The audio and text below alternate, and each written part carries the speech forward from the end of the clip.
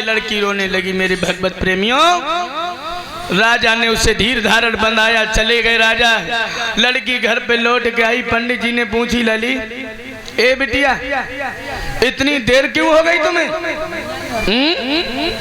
सोई लड़की रोने लगी। जय मत पूछो। एकदम राजा कहने लगे, हो बता क्यों रो रही है? पिताजी, हमारे संग की लड़कियों ने मुझसे गद्दारी कर दी। क्या? बोले तुम्हें भिकमंगा कह दिया है। भिकमंगा? भिकमंगा का है? किसने? बोले राजा की। और कौन? राजा की लड़की, तुम्हारे शिष्य की लड़की ने मुझे कुआं में डाल दिया। हाय हाय, अब तो ब्राह्मण देव के आग लग गई है। और आग लग गई मेरे नौजवानों। उसी समय अपनी लड़की को लेकर के राज्य से चल दिए। और राजा को पता चली कि हमारे गुरुजी जा रहे हैं। हाय, एकदम से राजा दौड़ता हुआ आया। गुरुजी, ओ गुरुजी, अरे गुरुजी, ए गुरुजी, पैरों पे गिर गया है। कहने लगे, महाराज हमारे राज्य को छोड़ करके मत जाओ, कोई गलती बन गई हो मुझे क्षमा करना। कहने लगे, गलती तो तेरी तुझ पे नहीं बनी, तेरी लड़की पे। हाँ, और मैं इस राज्य में नहीं रहूंगा। क्यों? कि गोस्वामी तुलसीदास जी लिख रहे हैं कि आवत ही रीजय नहीं और नैनन नहीं स्नेह, और तुलसी बहा न जाइए चाहे कंचन बरसे में। गोस्वामी जी लिखते हैं।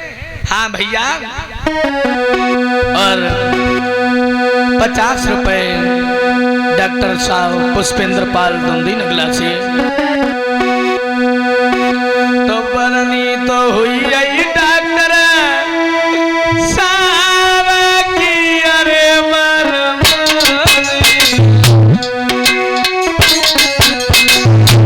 गंगा बहारी करे थे लम्बा।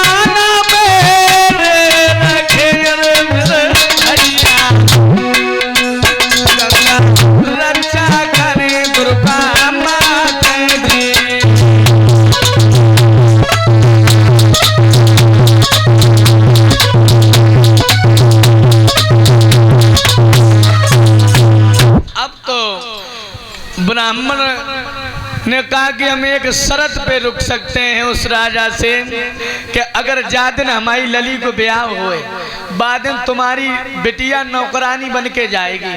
अगर तुम्हें शर्त होए तो रुको और नहीं में चला। राजा कान करे, गुरुजी तुम्हारी जो मर्जी हो वो करो, हम मंजूर हैं, मुझे तैयार है आपकी शर्त। अब भौका जब बात पर राजा की मोड़ी को पता चली कि बताओ अम्बा भिकमंगा की लली के संग नौकरानी बन के जाए। हाँ, एकदम आगी लग गई बाकी। हाँ, आगी लग गई। बाने सहेलियन को बुलाओ, जाओ भाई बुलाए के लाओ, खेल के बहाने सौरभ की दाम बाई में बोध दें और कतई जिंदा नहीं छोड़े। लेकिन लड़की वो बहुत होशियार थी। बान ने कही गई तुम खेले हम ना जाए। हाँ, और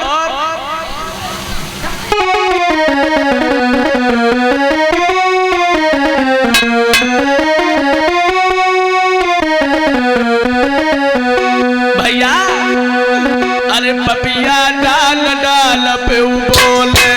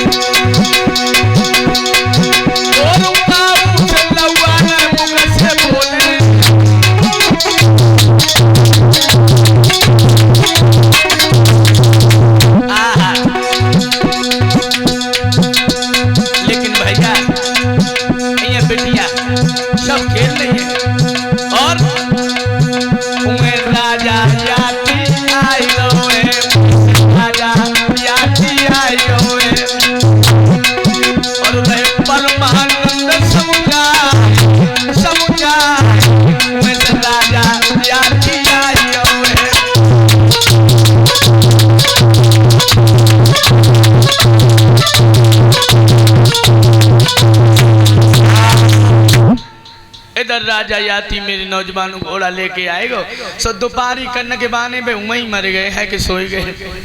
और जब वे सोए गए हैं तो मोड़ी में घोड़ा पहचान लो, घोड़ा पहचानो सो घोड़ा कान करो। देखो जानवर बड़ा समझदार होता है, बोल नहीं पाता है। जानवर समझ गो कि हमें जब लगी रही है घोड़ा जब समझी कि अब राजा को अब तो ब्याह नहीं के संग हुए।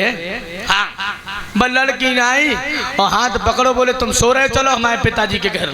सो घोड़ा सहित अपने पिताजी के पास ले गई, कहने लगी पिताजी ये वही मसीहा है, ये वही है हमारे होने वाला पति आपका दामाद जिसने मेरी जिंदगी पुनः मुझे दी है। और हम जाए कि संग जाएंगे। और अकेली थी, ब्राह्मण घबरा गए और अब्बा ने धमकी दी कि नहीं तो हम मर जाएंगे। लेकिन इन्हें श्राप लगा हुआ था पूर्व जन्म का। श्राप कैसा लगा हुआ था?